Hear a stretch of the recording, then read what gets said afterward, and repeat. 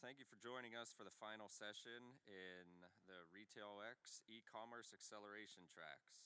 It's been compelling, educational, and inspiring 2 days of content.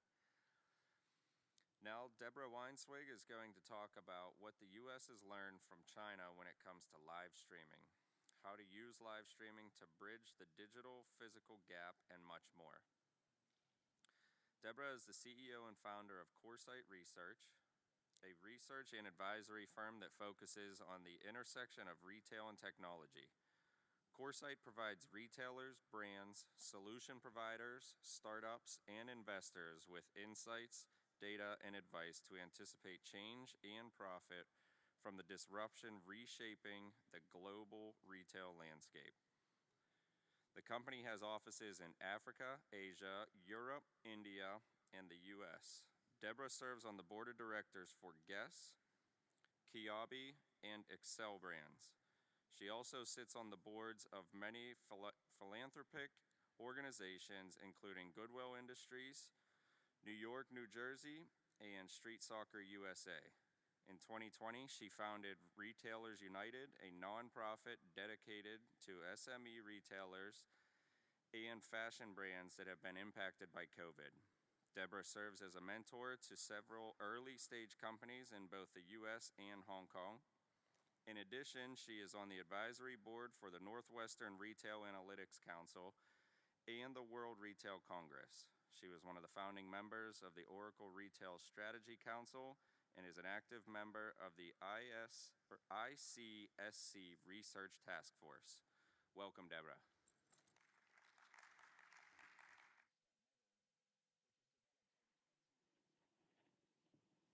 Good afternoon. First of all, thank you. I know it is the last session of this amazing conference, and we're here to talk about a topic that's really near and dear to my heart.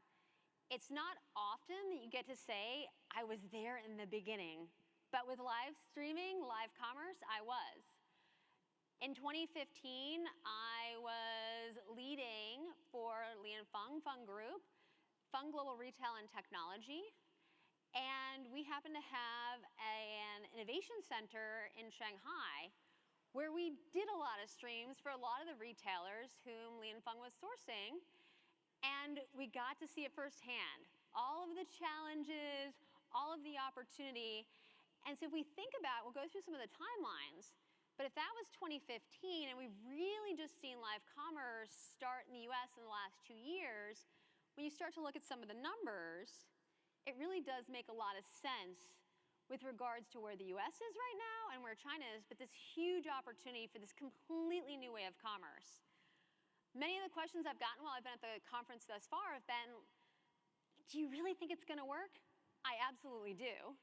And it can be as simple as using a Zoom and sending out a spreadsheet to somebody to fulfill orders for you. This is all about being scrappy. Utilizing your stores, utilizing your sales associates. This does not cost a lot of money. It should be your highest margin channel. So with that, we've got a pretty aggressive agenda. I will probably fly through some of these slides. Happy to give out the deck afterwards. And we at Coresight have been advising many of the largest global retailers and the smallest on this really new and innovative, we'll call it newish, trend around live commerce. For those of you who don't know Coresight, as I mentioned, we were originally part of a large Chinese conglomerate. We spun out about 3.5 years ago. We have offices around the world, which really does give us a very interesting opportunity to kind of look inside what's happening on the ground. As we continue to grow and, if you will, find our own way, especially during the pandemic, not only have we been very focused on syndicated research. For those of you who know me, my background was as a Wall Street analyst. I was the head of global consumer for Citigroup. But also looking at doing a lot more custom research. We have done a lot of virtual events. It's wonderful to be in person with everybody. There is certainly something about the energy that, this kind of quick coffee kind of conversation. And when we think about innovator intelligence, one of the areas of white space I always saw was that there were a lot of emerging brands, let's call them kind of, under $100 million in funding that had been raised that were challenged to kind of tell their story. And so the opportunity for us to bridge that, kind of taking the Wall Street approach to almost like initiation of coverage without a rating, has been part of our journey as we've started to learn about some of these new and impressive, if you will, platforms on live streaming. It is a topic that we have written about extensively. We are also very blessed that one of the original, if you will, minds in China, who was at Jingdong at the time, is now on our team.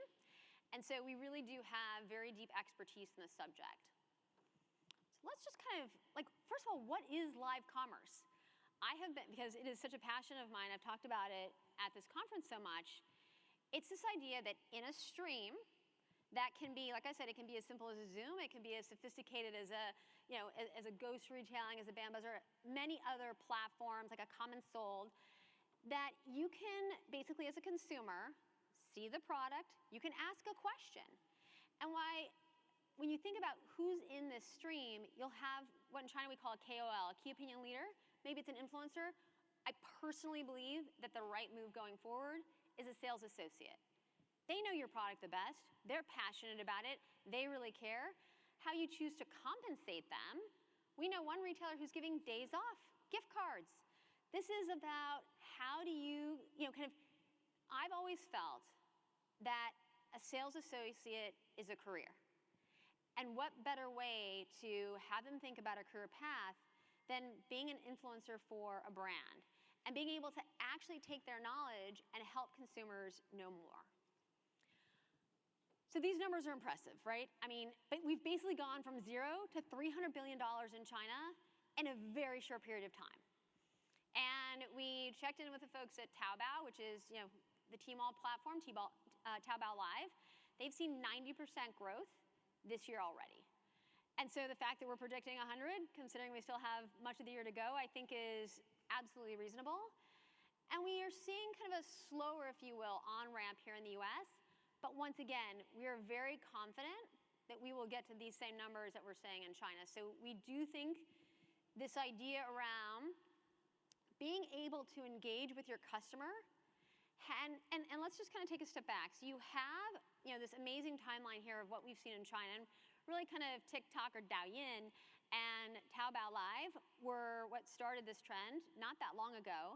And we've seen many other new technologies come on in the interim. And then we actually have a pretty sophisticated ecosystem here in the United States as well. The biggest challenge right now I find is payments. So for any of you who've been on a stream and have tried to purchase anything, right? So in China, right, I'm on my phone, I see the KOL speaking. I can even ask a question, right? And they have customer service people who will respond. Sometimes the KOL themselves, you feel very, they're like, Deborah, it's so nice to see you. I'm like, oh my gosh, she said my name. It's like, right, when you're on like the Peloton ride. Then in a Chinese app, you just hit right and you buy. Whereas in the US, oftentimes you're then redirected to the retailer's website. If you haven't been on that site before, right, you have to enter all of your contact info. And then you might get kind of like distracted and you're like, well, I really want to go back to the stream. The reason this is so interesting is that 2/3, I've heard anywhere from like 64 to 74%, so let's just say 2/3 of merchandise purchased in the United States is bought after the stream. But what's happening is that the stream is hosted on the retailer's site. Bambuzzer does this for many brands, including Estee Lauder, Clinique, and Tommy. And so you can basically go back in and then see, and they pull out all the comments, so it's a very kind of clean view. But you as a consumer are then able to educate yourself. And why I want to talk about this education piece is because we see a 40% reduction in returns. It's a much higher margin because there's very little cost associated with this. I'm talking, you have your phone, you have a little light that you put on your phone for $20, and that's about all that you need to empower your sales associates or to even do it yourself. And these, I think, are some of the questions that we get asked most often. But obviously, the consumer here is still becoming familiar. And why they buy is pretty much kind of what I had thought, right? We want a good deal. We want to learn about new product. This whole kind of like customer journey. So as we look at some of the platforms items, what we're seeing is that the bigger, kind of more established channels are the ones to date that are really powering this. At an $11 billion industry, we are still looking for that kind of platform, if you will, for social. As we looked at the live streaming commerce ecosystem, there are definitely new companies being added by the day. And we have seen some very interesting approaches here as it relates to some of the larger players. I personally think that Pinterest is incredibly interesting because, right, there's this whole idea. So once again, in a stream, it sounds long, but it's about 3 to 6 minutes per product. So in 1 hour, you're talking maybe 10 to 12 items. But think about if you can pin those, and then I, as a consumer, can maybe even like ahead of time look at what I might be interested in. If I know when in the stream those items are going to be shown, there is that opportunity to, I would say, help the consumer navigate. One of the biggest differences I see between the US and China is this idea that we're just going to unleash all of our inventory, as opposed to limited time during the stream. It's an hour. Limited quantity, I only have 50 of them. And an offer. Now that offer could be if you spend a certain amount of money, right, there's a gift with purchase. It could be that there is, right, special packaging, or, there's a special price. So Longaberger, which is now an entire platform unto its own, they will stream at the same time basically every day. And they will have an offer only during the stream. Once it's over, the offer is over. So it's this is not where you necessarily have that 2/3 example. But for those of you who know Longaberger, right, the company that owns them also has significant expertise in QVC. And the way I think it's really easy to think about live commerce is it's QVC, but without all of the production. And tends to trend a bit younger in terms of entry point of audience because of some of this gamification. So in China, right, we'll see sometimes, like I've been on 7-hour live streams, live commerce, and if you stay on for the whole stream, right, you can be away from your AFK or whatever, away from your keyboard, but you can be away, but you do kind of like the KOL, the host, you will win something for being on the whole time. And there is this idea too, right, that we've seen some of the ones in the US where we call it like a lucky draw, you can call it a sweepstakes, but this idea that if you're on the stream, right, they will basically call your name, and there are some really kind of amazing items that can be won as a result of this. As we start to think about what's going to work going forward, right, this idea around customization is really critical. And so I think some of these examples here and kind of what we've seen with not only the kind of products, but also emerging brands.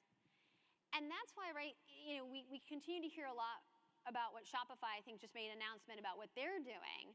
But this whole kind of opportunity, because we're literally going to, if you have the right KOL, the right salesperson, the person who's speaking on your behalf about your brand, they can completely change how the consumer thinks about you, how often they come and shop with you. And some of the platforms are hosting streams every single day. And what we're seeing that's also really different and unique here in the US is that they're building community. And so customers are coming to the same stream every day, and they're engaging with each other. I'm not sure, I have to say I find that to be absolutely fascinating, because we're then creating this community, and right, from what I understand, people are starting to meet in real life as well, but people who've met in these kind of live commerce, if you will, opportunities. And especially if you're passionate about something, right? If you're passionate about a certain brand or a certain kind of lifestyle, wellness, et cetera, that's also, kind of given these, companies, if you will, an opportunity. One of the kind of categories, if we look back at the chart we had up earlier, that we still have not seen, I would say, really much happen in the US, but I'm sure it'll be coming, is around food. And what's happening in China, right, in some of these 4th and 5th tier cities is literally, right, kind of Julie, who has her kind of apple orchard, has turned into a celebrity And consumers are specifically asking for Julie's apples. So if we can now, number one, there's no middleman, right? The consumer's going directly to the kind of apple orchard. So we're getting higher quality because it's being picked, basically picked, packed, and shipped like in a matter of hours. And if you start to think about that from an on-demand perspective, if you can connect the live stream to an on-demand, a microfactory basically, there is a completely new way to think about waste, pre-positioning inventory, and really an entirely new ecosystem, which I think Jack Ma properly coined as new retail. This is really interesting in terms of kind of as we see fashion so far, and let's kind of take this apart a bit. With fashion, right, which has the highest return rate, oftentimes it's fit, it can be color, it can be fabric. But if I can start to ask, right, so this is like my size, right? Like I'm this tall, I'm this weight. What size do you think that I would be? Well, you've got all these customer service people in the background, and then they can ask the customer more questions. We're seeing a much greater, especially, so dresses have about a 90% return rate online, right? Because you have, if you think about it, you have a top and you have a bottom, which that just mathematically makes sense. We've seen the return rates on dresses, specifically at least in China, fall to just 20%. And so it's had a huge impact. And once again, in some of these streams, right, you only see let's just say the creator and the host. There's often two people, because what I love about it so much is that mistakes are often made, right? The wrong brands are said. You want somebody to obviously come in very quickly and correct that. But also, things do go wrong, and you are live. We had worked with a large US retailer and brought them to China. In China, cereal isn't often eaten for breakfast. The KOL we worked with had never opened a box of cereal, so was struggling a bit. And when they opened up the cereal, you can imagine the cereal went everywhere, and we ended up selling like 10 million boxes of cereal in an hour. So sometimes viral can be really great, and just this fun and this engagement between the kind of the brands, the consumer, and the retailer, I really feel like there's almost kind of a magic that's happening here.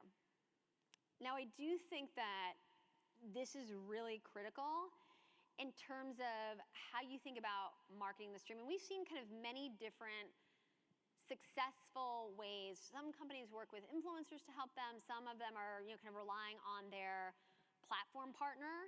And then others, right, we're starting to see an increase in the amount of streams being done off of retailers' websites. And if I know to go to a certain retailer at the same time every day, and I'm going to learn something new, or there might be something on sale, or I'm just going to have fun, then I think that we'll continue to see this market grow pretty rapidly. We've written a very extensive playbook and more on live streaming, but we just, we wanted, in 30 minutes, we wanted to try and kind of, if you will, synthesize some of the most important points. So we went through some of the best practices in live streaming e-commerce. We actually had at Coresight on August 18th, 08/18, a live streaming commerce conference, and we had many retailers such as Walmart and Ministry of Supply and C.O. Bigelow, and then we had a lot of innovator brands who also participated, and we did a whole myth-busting session to kind of go through like what are some of the biggest myths and how to kind of dispel them. So I would also, that's all free and open to everybody. It's on our website at coresight.com.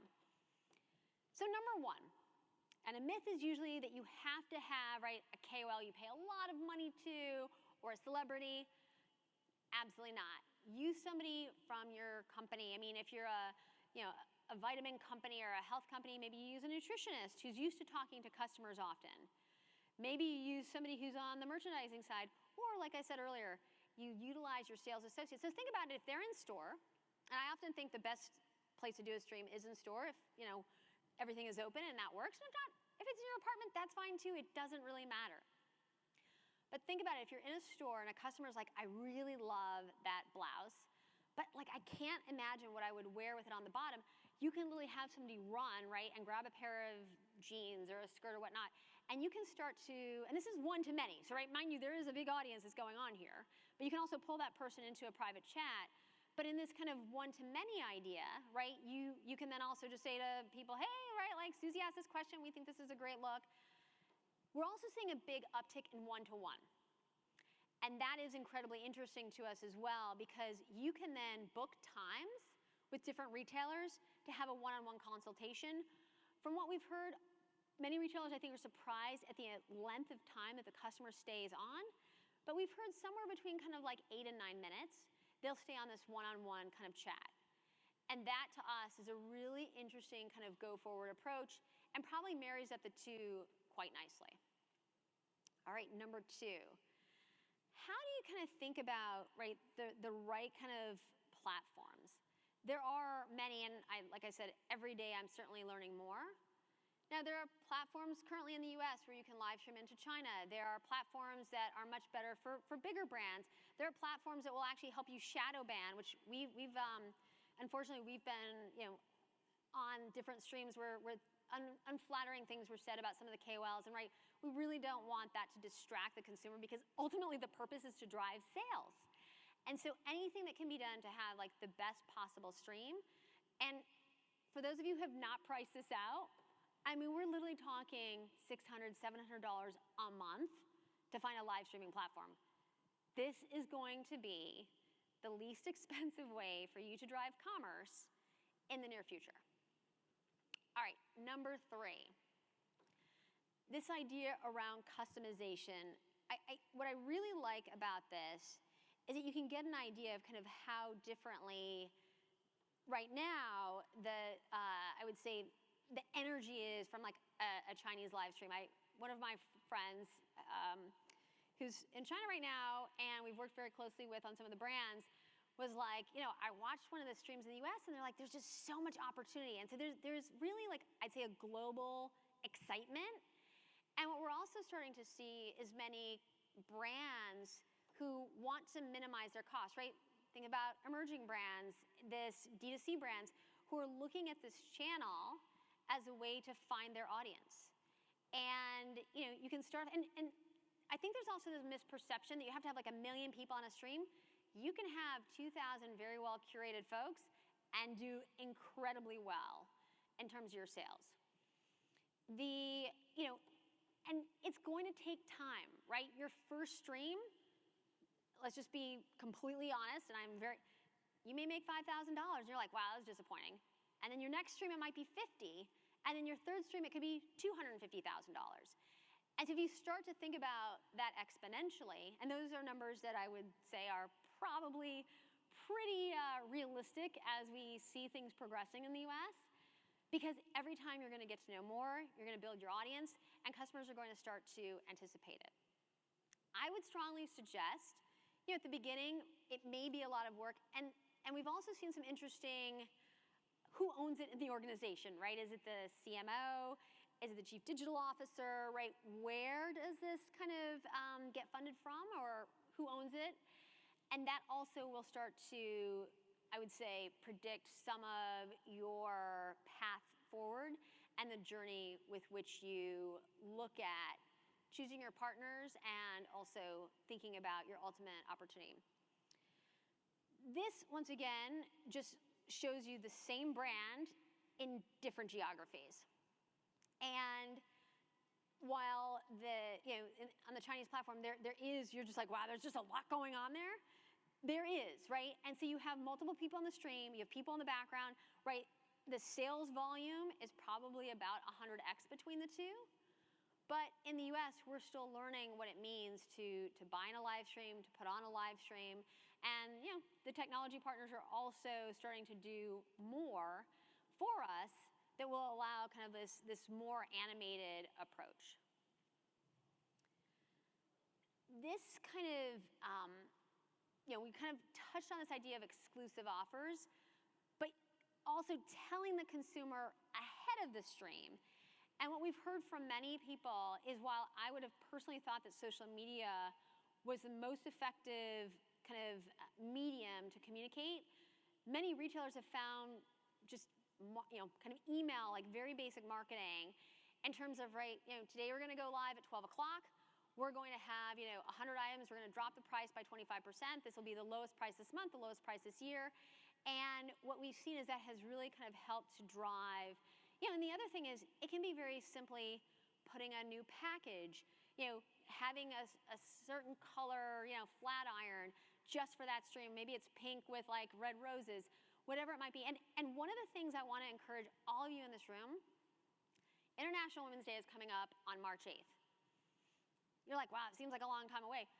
Potentially in your organization, right, to start to think about live streaming, there could be, right, who owns it? How do we choose a tech partner? How do we decide who's going to ultimately be the person in the organization who's doing the stream? But that may be a great date to think about, because everyone is starting to celebrate, the consumers celebrate shopping, and it's a very low budget way to do that. And you could also have special product that is only utilized for that stream. And this idea of urgency, right? Around, right, if a customer, and you may only have 10. I mean, that's one of the things that we encourage, just have 10 of an item. Because the consumer knows, right, if I'm not there at the beginning, if I don't hit the buy button right now, it literally won't be here later. And we've seen kind of where, different things, right, where there'll be a bundle. So maybe there is, kind of toner and moisturizer and like a serum all in one for a special price. Like I said, it could have a special packaging. But you also, some of the things we're starting to see very interesting is promotions across brands. So it might be as well, right, you could get a lucky draw on a, let's say, if you're in a beauty stream for athletic footwear. And that is also starting to see some of these partnerships and collaborations between brands that we never would have thought of before. And so ultimately, we're making shopping, I mean, I've always, for those of you who've heard me say it, right, like, shopping is a sport in China. And I feel, right, if there's only 10 of something, right, you're gonna like run to the front, you're gonna run really fast to get to the front of that line. And so I think this idea that we make it more interactive, and you start to then talk about it, right, on social, like, who's gonna join me tonight, like, at 5 o'clock on the stream, like, that type of community build, I think is really quite interesting, and we're still very early. And then this idea that everything is very unique, and every stream is also very unique. It could be where you're sitting, right? You could have a backdrop of, kind of the ocean, or you could have, the backdrop of you're sitting in a pool, and none of that might be kind of where you're actually sitting. Or especially think about if you get a preview of Black Friday, what the hot gifts are. I mean, and you can also start to think about it from a supply chain perspective. This is definitely a unique year, but you can start to understand geographically what customers want, what colors they want, and you can start to also pre-position your inventory as it relates to big shopping days like, Black Friday. And we've also started to see in some cases where like a Double 11, right, like this global shopping festival has really kind of come to the US. And so there's a lot of product that's here for a very short period of time, a lot of unique packaging, and we believe that the future is about festivization, more about localization, and then ultimately live streaming will really kind of take us there. So as we conclude, once again, today we're at about an $11 billion market here in the US compared to $300 billion in China. To us, that's all just opportunity. It's opportunity for technology providers to provide great solutions. It's opportunity for new brands to be discovered, for partnerships to happen between brands, collaborations, and for you to really kind of give your sales associate a completely new career path, and one that, they start to be an authority on your product and just kind of products in general. So I want to announce today our 10/10 Global Shopping Festival. Last year, we were challenged by one of our technology clients to figure out how was Coresight going to make a difference when it came to holiday. Because last year there were supply chain challenges as well. And I'm like, if we can figure out how to pull holiday earlier, right, we can start to change some of the supply chain challenges. And so in about 6 weeks, we had about 100 retailers, 13 charities, and 11 partners, and we pulled it off. Didn't sleep very much, but it was, and there was just this excitement that we all came together, and the charity component really, I would say, had a big impact on everyone kind of, so this idea of like a purpose-driven shopping festival had never been done before. So let's kind of jump forward to this year. we're going to be live streaming only. Now, retailers can choose to participate in another way, but when we're asking brands to join us, it is truly for the live streaming opportunity. The partners who are going to join us, such as Ghost Retailing, they will be basically educating and helping you understand how to live stream. We have Lisa Mason, who many of you know has been a very well kind of authored and really kind of proponent of live commerce.